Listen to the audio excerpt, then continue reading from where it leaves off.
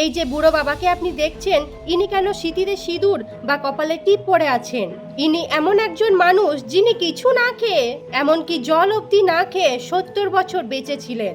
ইনি হলেন বাবা প্রহ্লাদ জানি। যখন এনার বয়স 20 বছর ছিল, তখন ইনি প্রতিজ্ঞা করেন যে আজ থেকে কোনোদিনও তিনি জল খাবেন না, এমনকি খাবারও খাবেন না। আর এটা তিনি করেছিলেন শুধুমাত্র মা দুর্গাকে খুশি করার জন্য। 20 বছর বয়স থেকে মারা যাওয়ার দিন অবধিও তিনি কিচ্ছু খাননি। বাবা প্রহ্লাদ 7 বছর বয়সেই ঘর বাড়ি ছেড়ে গুহাতে চলে যান এবং সেখানে তিনি মা দুর্গার তপস্যা করতে থাকেন। মা দুর্গার তপস্যা করে তিনি এতটাই ইন্সপায়ার্ড হন যে মা দুর্গারই মতন তিনি মাথায় সিঁদুর, নাকে নাক চাপি এবং শাড়ি পরা শুরু করেন। একটা সায়েন্টিস্টের টিম বাবার উপর নজর রাখেন বহুদিন ধরে এবং তারা এটা দেখে খুব অবাক হয়ে যান যে তিনি কিভাবে কিছু না খেয়ে দীর্ঘদিন বেঁচে আছেন। কমেন্টে সবাই লিখুন জয় মা দুর্গা।